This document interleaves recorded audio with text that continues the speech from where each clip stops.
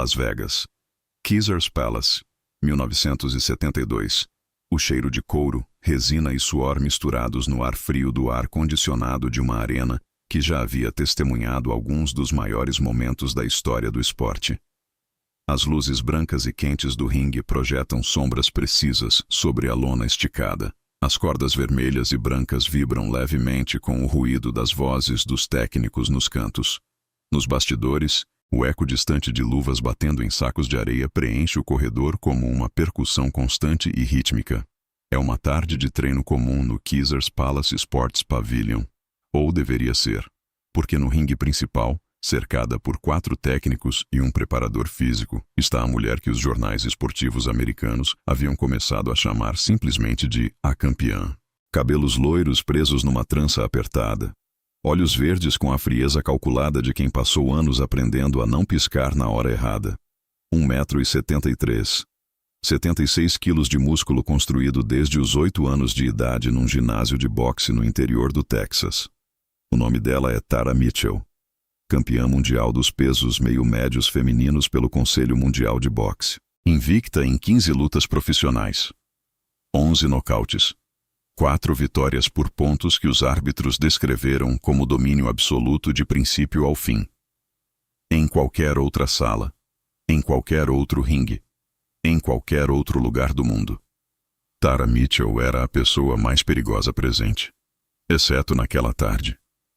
Porque descendo as escadas laterais da arena, com uma mochila simples no ombro e a expressão serena de quem está chegando para uma conversa e não para um confronto, está um homem de 64 quilos e 1,72 m. Bruce Lee. Tara o vê de longe, para no centro do ringue. Descruza as mãos e diz, com a voz direta de alguém que cresceu sem aprender o vocabulário da hesitação: "Eu ouvi que você é o melhor que já existiu. Vim ver se é verdade ou papo de fã." Bruce para na beira do ringue. Inclina a cabeça levemente para o lado, como alguém que acabou de ouvir um som interessante.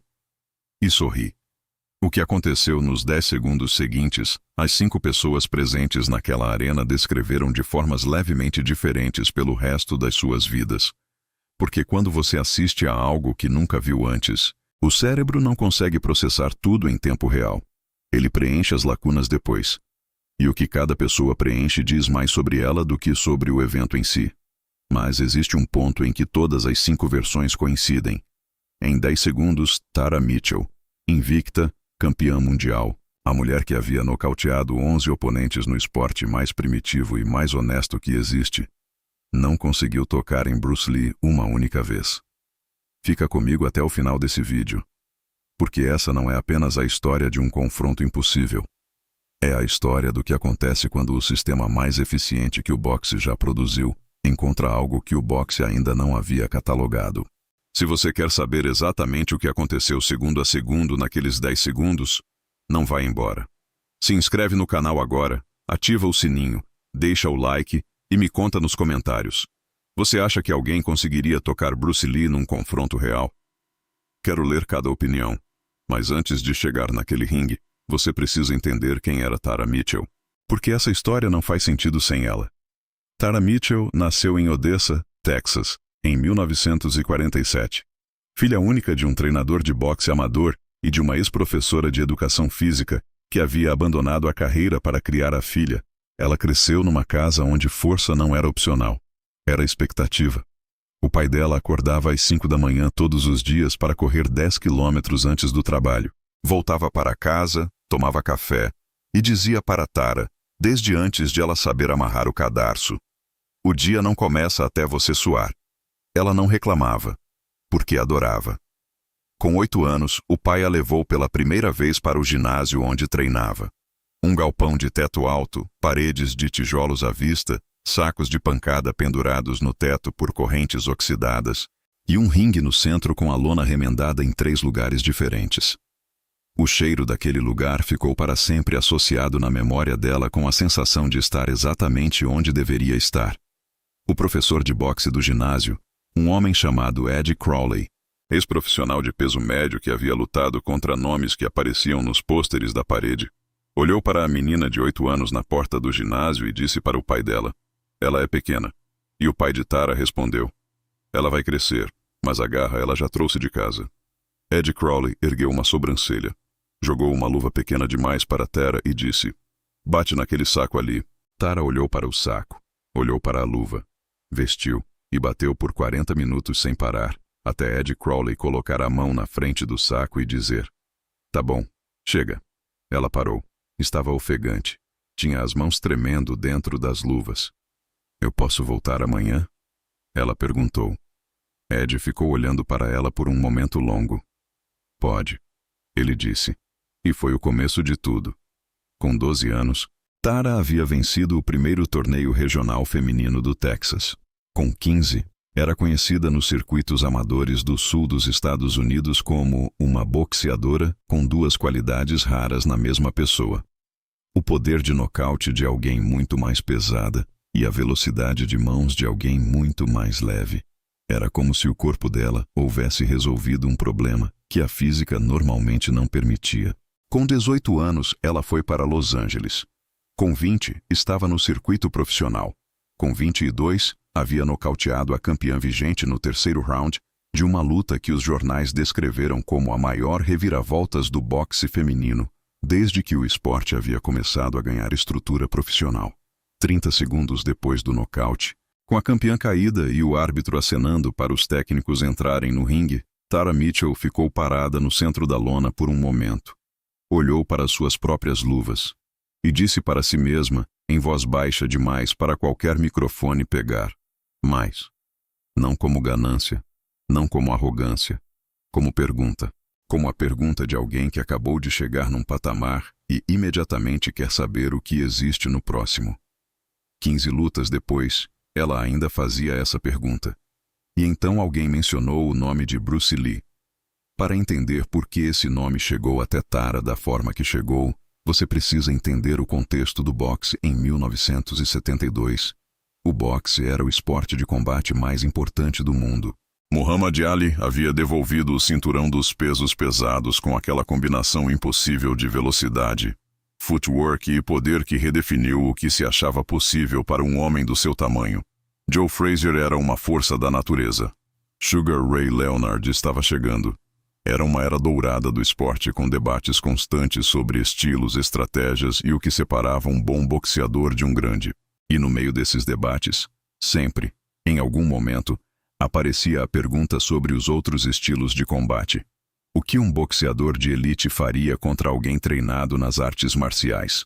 Onde estavam os limites de um sistema construído especificamente para o ringue quando colocado em contato com sistemas construídos para outras realidades?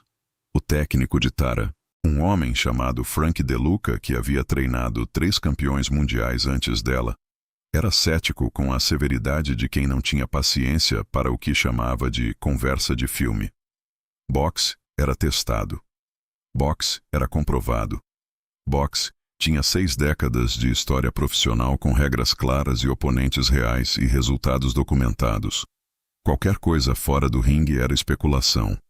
Mas Bob Harmon, o preparador físico de Tara, havia crescido no bairro chinês de São Francisco e havia visto coisas num ginásio de Kung Fu que Frank DeLuca nunca havia visto. E quando o nome de Bruce Lee entrou na conversa, Bob disse apenas: você não entende o que ele é. Não ele é bom, não ele é rápido, não ele é técnico. Você não entende o que ele é. Essa frase ficou com Tara. Não porque a intimidou, porque a magnetizou. Você não entende o que ele é. Implica que há algo para entender. E entender coisas que outros não entendem era exatamente o que havia levado Tara de um ginásio de teto baixo em Odessa até o cinturão mundial. Ela pediu para Bob arranjar um encontro. 3 dias depois, Bruce Lee ligou de volta e disse: quinta-feira, Caesars Palace, às 14 horas. Quero pausar aqui por um segundo e te perguntar uma coisa direta. Você já foi numa situação onde tinha todo o histórico do mundo para estar confiante, onde os números, as vitórias, os anos de trabalho justificavam completamente essa confiança, e mesmo assim havia uma percepção quieta, quase inaudível, de que esse talvez fosse diferente? E o que você fez com essa percepção? Tara tinha essa percepção naquela quinta-feira. Não a chamava de medo, chamava de respeito pela incógnita. E foi assim mesmo, porque esse é o único jeito de transformar incógnita em conhecimento. Quinta-feira, 14 horas. Caesars Palace Sports Pavilion. O pavilhão estava quase vazio. Apenas os membros da equipe de Tara, 2 técnicos do local, e Bob Harmon, que havia chegado mais cedo e estava sentado numa cadeira encostada na parede com a expressão de alguém que já sabe o que vai acontecer e está aguardando com a paciência de quem aprendeu que algumas coisas não podem ser apressadas. Tara havia feito o aquecimento completo nos bastidores. Sombra, mitts, mobilidade, ativação. Estava no pico de ativação fisiológica. Temperatura corporal elevada, reflexos afiados, o estado específico de presença intensa, que 15 lutas profissionais haviam ensinado a construir e a manter com precisão cirúrgica. Ela subiu as escadas do ringue com o movimento automático de quem fez isso centenas de vezes. Passou pelas cordas. Ficou no centro da lona. Bruce Lee entrou pelo corredor lateral alguns minutos depois, sem equipe, sem técnico, com uma mochila simples no ombro e roupas de treino. Ele subiu as escadas do ringue com a mesma tranquilidade com que havia chegado, como alguém que está indo fazer uma caminhada, não entrar num ringue de boxe com a campeã mundial. Tara o estudou enquanto ele se aproximava. 64 quilos, 1,72 m. Os braços, soltos ao lado do corpo, tinham uma qualidade que ela levou um momento para identificar. Não eram os braços de um boxeador. Não tinham o volume específico que o treinamento de socos de alta repetição constrói nos deltoides e nos tríceps. Mas havia algo na forma como ele os carregava, uma leveza que paradoxalmente parecia muito mais perigosa do que tensão. Frank DeLuca, do canto, murmurou algo para o assistente ao lado. Bob Harmon, na cadeira encostada na parede, não disse nada. "Você quer luvas?" Tara perguntou. "Não preciso." Bruce respondeu, simplesmente. Ela olhou para ele por um momento. Então assumiu a postura. A postura que havia funcionado 15 vezes. Lateralizada, guarda alta, queixo baixo, cotovelos fechados protegendo o corpo, peso distribuído com aquela proporção específica que Frank DeLuca havia passado anos ajustando milímetro por milímetro para maximizar tanto a potência do golpe quanto a mobilidade de perna. Era uma postura construída para o boxe com a precisão de um instrumento científico. Bruce ficou em pé com aquela naturalidade que parecia descuidada, mas que qualquer lutador experiente de qualquer estilo reconheceria imediatamente como algo completamente diferente de descuidado. Era o oposto do descuidado. Era o relaxamento específico de alguém que não precisa se preparar, porque já está sempre preparado. Braços levemente afastados do corpo, joelhos com flexão mínima, a expressão neutra como a superfície de um lago sem vento. Frank DeLuca cruzou os braços. Bob Harmon fechou os olhos. E então começou. Primeiro segundo. Tara avança. Não com sondagem. Não com o jab de distância que boxeadores usam para calibrar o oponente. Tara Stone havia aprendido cedo que a sondagem demorada dava ao oponente tempo de estudar você. Ela preferia o comprometimento calculado.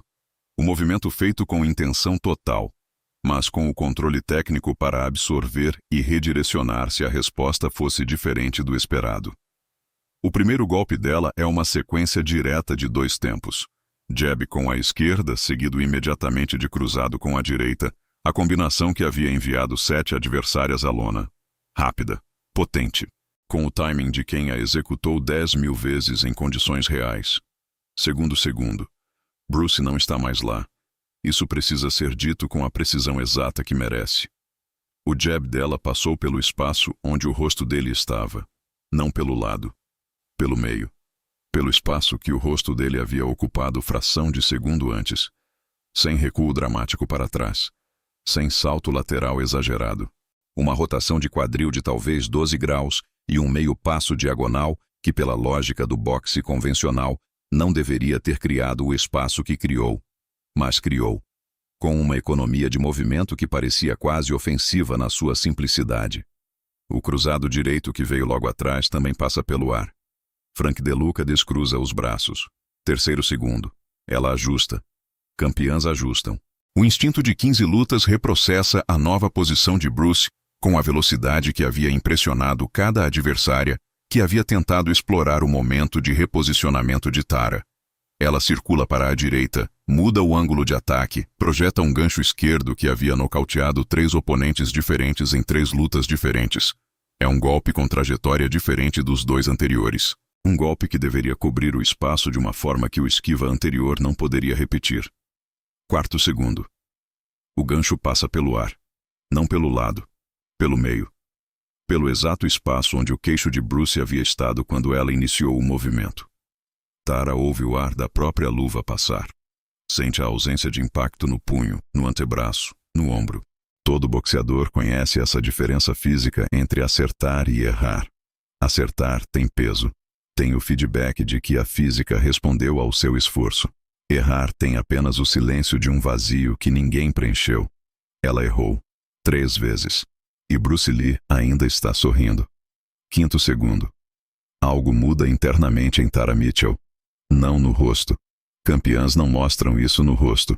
Mas internamente, numa camada abaixo da consciência técnica que o treino constrói, algo manda um sinal que ela conhece, mas raramente recebe.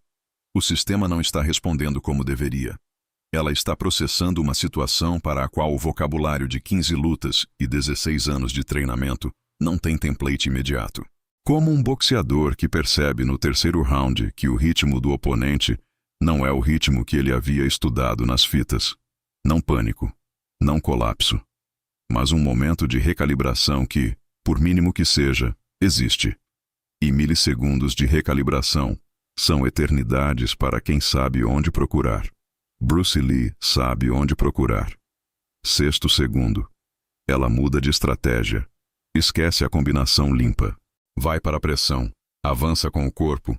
Busca a distância curta onde os golpes de boxe ganham poder devastador e onde a diferença de peso e de potência deveria, pela física convencional, trabalhar completamente a favor dela. Em distância curta, 76 quilos com uma mecânica de nocaute bem treinada deveria ser uma vantagem que nenhuma diferença de técnica consegue neutralizar completamente. 7º segundo. Ela avança para a distância curta e Bruce não está mais lá. Mas desta vez é diferente. Ele não simplesmente sumiu. Ele está em algum lugar que ela não processou. Na periferia do movimento dela, a 90 graus do ângulo que ela havia calculado para a pressão, tão próximo que ela poderia tocar se soubesse onde procurar, mas exatamente fora de cada zona de impacto que o seu sistema estava monitorando. Bobby Harmon abre os olhos devagar. E então ela sente uma mão. A mão de Bruce Lee pousa no seu pulso direito. Não aperta, não torce. Apenas pousa com a leveza de uma folha caindo sobre a superfície de um lago. Mas com aquela leveza, uma informação é transmitida com clareza absoluta. Qualquer golpe que ela tentar a partir daqui vai contra ela mesma. Se ela avança com a direita, o pulso segue um ângulo que a física fecha. Se ela puxa para trás, o movimento cria um vazio que o equilíbrio não vai conseguir preencher rápido o suficiente. É como descobrir que você está em xeque e que cada casa disponível no tabuleiro leva a outro xeque. 8º segundo. Tara Mitchell fica completamente imóvel. Não porque está sendo segura com força. Não porque está com dor. Mas porque em fração de segundo ela calculou os movimentos disponíveis a partir daquela posição. E em todos eles havia uma consequência criada pela física dos 2 corpos naquele momento específico que trabalhava contra ela. É um sentimento que não tem equivalente em 15 lutas de boxe. No boxe, sempre há o próximo golpe, sempre há a próxima troca, sempre há a continuidade da luta. Mas ali, naquele momento, com aquela mão no pulso, havia apenas a percepção clara e quase filosófica de que a continuidade havia sido suspensa. 9º segundo. Pela primeira vez desde que havia subido as escadas do ringue, Tara respira de verdade. Não a respiração controlada de combate. A respiração real de alguém que parou de correr. 10º segundo. Bruce Lee solta o pulso dela e dá um passo para trás com a mesma tranquilidade com que havia se movido o tempo inteiro. O ringue está em silêncio absoluto. Frank DeLuca estava com as 2 mãos apoiadas na corda do ringue, os nós dos dedos brancos de pressão. A expressão dele era a de alguém que passou 30 anos construindo um argumento sólido E acaba de ver esse argumento ser desmontado com gentileza desconcertante, na frente dos seus próprios olhos. Bob Harmon estava de pé agora, saindo da cadeira, com aquele silêncio específico de quem esperou pacientemente que a realidade fizesse o argumento por ele. E Tara Mitchell ficou parada no centro da lona. Por 4, 5, 6 segundos que pareceram muito mais longos do que foram. Então ela fez algo que chamou a atenção de todo mundo presente. Não porque era inesperado num sentido geral, mas porque vindo dela, naquele contexto, com 15 vitórias invictas e um cinturão mundial e o peso de tudo que ela havia construído ao longo de 16 anos, parecia ao mesmo tempo inesperado e inevitável. Ela deu uma risada. Não de nervosismo, não de constrangimento. A risada genuína de alguém que acabou de ver algo extraordinariamente bom e cuja única resposta possível é o prazer puro de ter testemunhado. O riso específico de alguém que ama aprender mais do que ama ter razão. Tá, ela disse sacudindo a cabeça devagar. Agora você me explica o que foi isso. E Bruce Lee se sentou na lona do ringue. E começou. Eles ficaram sentados no ringue por 2 horas. A equipe ficou. Bob Harmon ficou. Frank DeLuca ficou, embora fosse a última pessoa que você esperaria ver sentada no chão de um ringue de boxe, ouvindo uma conversa sobre física e filosofia de movimento. Mas ele ficou. Porque o que havia acontecido naqueles 10 segundos havia feito algo que 30 anos de boxe profissional raramente faziam a Frank DeLuca. Havia deixado ele sem explicação. E Frank DeLuca não era o tipo de homem que ficava confortável sem explicação. Bruce começou com uma pergunta. Quando você entra numa luta, o que você está tentando fazer? Tara respondeu sem hesitar. Controlar a distância. Ditar o ritmo. Forçar a oponente a reagir ao que eu faço. E quando você força ela a reagir? Bruce continuou. O que você está assumindo? Tara ficou quieta por um momento. Não porque não sabia responder, mas porque a pergunta apontava para algo que ela havia sempre tratado como dado. Que ela vai reagir de formas que eu conheço. Que vai estar onde eu preciso que ela esteja para o próximo golpe funcionar. Todo o sistema de boxe foi construído para funcionar quando o oponente fica dentro do espaço de combate. Bruce disse com uma voz que não tinha julgamento. Apenas a precisão de alguém descrevendo uma lei física. A jab funciona porque o rosto do oponente está na distância de combate. O cruzado funciona porque o oponente continuou ali depois da jab. O gancho funciona porque o oponente está em distância de clinch. Todos brilhantes. Todos poderosos. Todos construídos sobre um pressuposto que você incorporou tão completamente que parou de vê-lo como pressuposto e passou a tratá-lo como realidade. Tara ficou olhando para ele. Que o oponente vai estar lá para ser acertado. Que o oponente vai estar onde você espera quando você chega lá. Ele levantou um dedo. E quando esse pressuposto não é cumprido, o sistema fica sem referência. Procura referência. E nessa procura, há um atraso. Pequeníssimo. Milissegundos. Que você encontra. Que eu crio. Ele corrigiu, com a gentileza de alguém que sabe que a distinção importa. Tem uma diferença fundamental entre encontrar o atraso do oponente e criar o atraso do oponente. Quem encontra depende do oponente errar. Quem cria controla quando o erro acontece. Frank DeLuca, do canto do ringue onde estava sentado, soltou um sopro longo e devagar. O tipo de sopro que um homem faz quando finalmente entende algo que a teimosia havia atrasado por mais tempo do que necessário. Bruce pegou uma garrafa de água que estava próxima. Inclinou devagar até que a água começou a escorrer pela lateral. O que a água faz quando o copo inclina? Escorre. Tara respondeu. Ela debate internamente se deve escorrer? Não. Ela decide ser mais forte do que a gravidade? Não. Ela simplesmente vai. Para onde há espaço. Sem preferência por direção. Sem o custo energético que a resistência cobra. Ele endireitou a garrafa. O boxe é um sistema extraordinário. Um dos mais refinados que a humanidade desenvolveu para o combate em pé. Mas é um sistema construído para um tipo específico de problema. 2 oponentes na mesma distância de combate, trocando golpes dentro de um vocabulário compartilhado. Quando um dos dois sai desse vocabulário, o sistema do outro fica sem dicionário. E sem dicionário, O cérebro gasta tempo construindo um novo.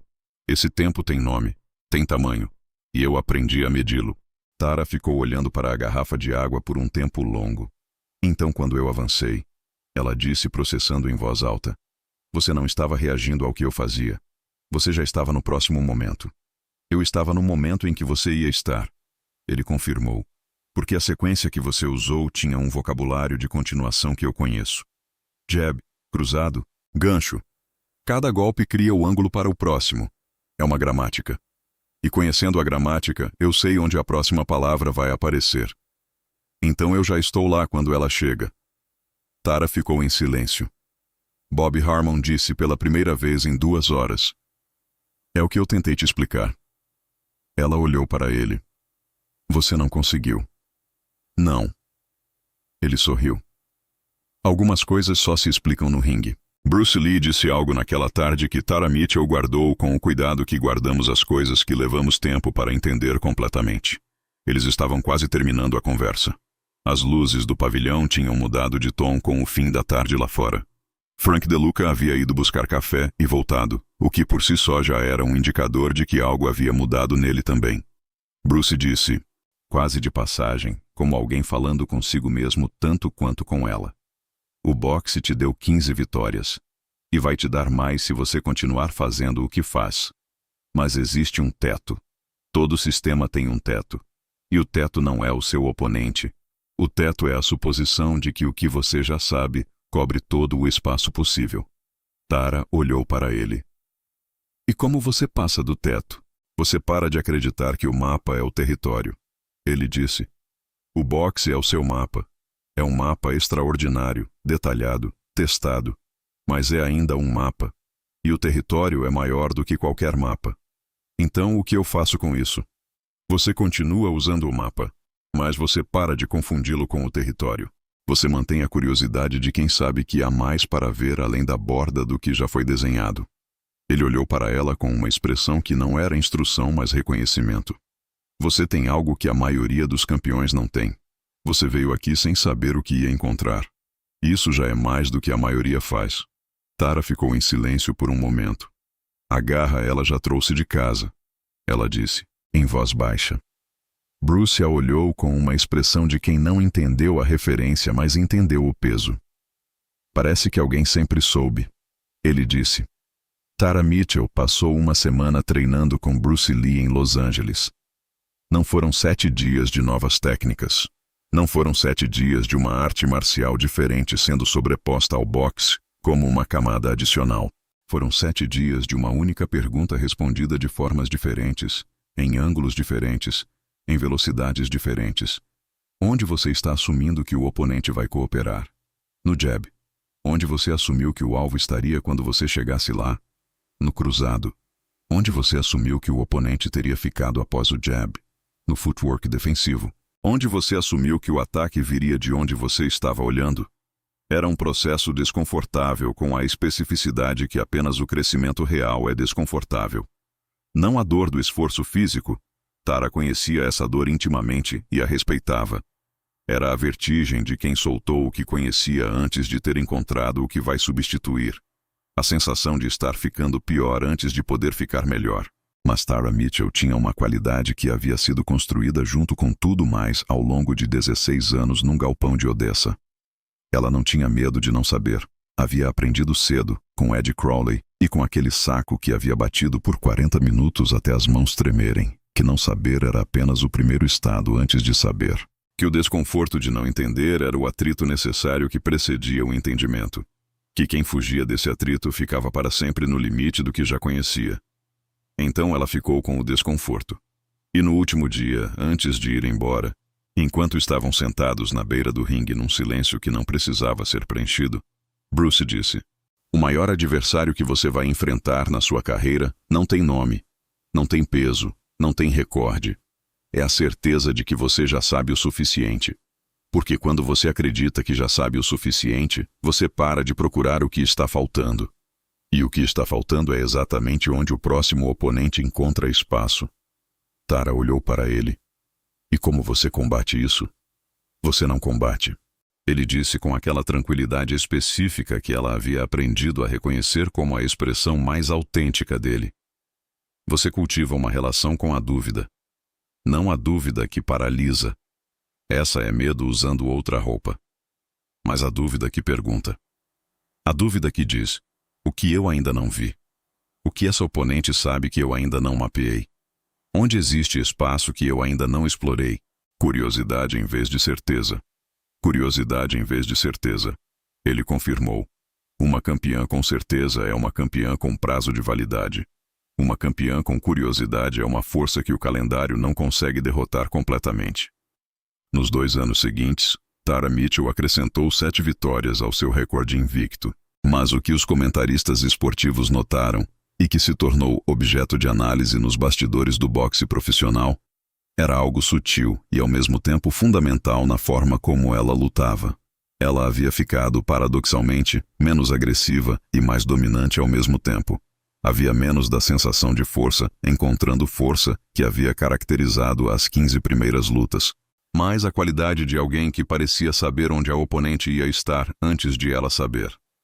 Num comentário que circulou entre treinadores, um analista disse: Tara Mitchell está boxeando como se a luta já tivesse acontecido e ela estivesse apenas executando o resultado. Era mais literal do que ele sabia. Numa entrevista após a 22ª vitória, uma jornalista perguntou qual havia sido o maior ponto de virada da sua carreira. Tara pausou por um momento e respondeu: o dia que aprendi que o que eu sabia fazer muito bem estava me impedindo de aprender o que eu precisava saber. A jornalista ficou com a caneta parada sobre o bloco de notas. Tara sorriu para ela. E não precisou explicar mais nada. Agora eu preciso te dizer por que essa história importa para você. Não amanhã. Hoje. Não importa se você nunca colocou uma luva de boxe na vida. Essa história não é sobre boxe. Todos nós somos a Tara Mitchell de alguma área da vida. Todos temos uma competência construída com anos de esforço real. Uma área onde somos bons de verdade, onde o histórico prova, onde as vitórias acumuladas justificam plenamente a confiança que sentimos. E essa competência vai fazendo, ao longo do tempo, algo silencioso e quase imperceptível. Ela começa a aparecer com a realidade inteira, em vez de apenas uma parte dela. Você para de ver o sistema. Começa a ver o mundo através do sistema. E o dia que você encontra algo que o sistema não cobre, um concorrente que opera de uma forma que o seu modelo não previu, um problema que não responde às soluções que sempre funcionaram, uma pessoa que pensa sobre o mesmo assunto de uma forma que o seu frame habitual não consegue processar completamente. Esse dia parece uma ameaça, mas não é. É um presente. É o dia que o mapa revela uma borda. E além da borda, há mais território. Mais para aprender. Mais para explorar. Mais para se tornar. A maioria das pessoas, quando encontra essa borda, protege o mapa. Encontra razões técnicas para desconsiderar o que acabou de ver. Constrói um argumento para preservar a versão do mundo que o sistema produziu. Mas as pessoas que realmente crescem fazem o que Tara fez dentro daquele ringue em Las Vegas. Elas param, respiram e dizem: me explica o que foi isso. 2 palavras. Peso infinito. Me explica. Essa frase, dita com honestidade real, é a mais corajosa que existe. Porque implica a disposição de ser transformado pela resposta. E transformação real é sempre, em algum nível, a desmontagem de uma versão de você para montar uma versão maior. Não é confortável, mas é o único caminho. Bruce Lee sabia disso melhor do que ninguém. Ele havia construído a filosofia inteira da sua vida sobre essa premissa. Sobre a disposição constante de desmontar o que sabia para construir o que precisava saber. Sobre nunca confundir o mapa com o território. Sobre tratar cada limite encontrado, não como uma parede, mas como uma porta. Músculo sem mente não ganha. Tamanho é uma ferramenta. Se você não consegue aplicar, a ferramenta não serve. Não é sobre o quanto você pesa. É sobre o quão completamente você entende o que tem. Essas não são frases de motivação para colar na parede. São princípios que Bruce Lee viveu segundo a segundo, literalmente segundo a segundo, ao longo de 32 anos de uma vida intensa, transformadora e encurtada demais. e que Tara Mitchell levou consigo por décadas depois daquela tarde num ringue de Las Vegas que havia começado com uma campeã querendo testar um homem e terminado com esse homem mostrando a ela onde o próximo capítulo da sua jornada estava esperando. Se você chegou até aqui, você é exatamente o tipo de pessoa que esse canal existe para servir. Faz isso agora, enquanto você ainda está aqui. Deixa o like. Leva 2 segundos e ajuda mais do que a maioria das pessoas imagina a manter esse canal produzindo histórias como essa toda semana. Se inscreve e ativa o sininho se você quer mais histórias assim. Histórias que parecem ser sobre luta, mas são na verdade sobre o que acontece com a mente humana quando ela é levada ao limite e precisa decidir em fração de segundo. Vai recuar ou vai crescer? E nos comentários agora me escreve. Eu já fui Tara Mitchell. Se você já teve aquele momento em que a vida te colocou num ringue que o seu sistema não estava preparado para lidar, e você escolheu ficar e aprender em vez de sair e justificar, me conta. 1 linha, 2 parágrafos, o que vier. Porque essa conversa é tão importante quanto o vídeo em si. Porque no final das contas, essa história não é sobre Bruce Lee. Não é sobre Tara Mitchell. Não é sobre 10 segundos numa lona de Las Vegas em 1972. É sobre todo mundo que já construiu algo com trabalho e sacrifício reais, e que um dia teve a coragem de colocar em questão para construir algo maior. Essa é a luta mais difícil que existe. É a única que nunca acaba. E é a única que, no final, define quem você realmente se tornou. Até o próximo vídeo.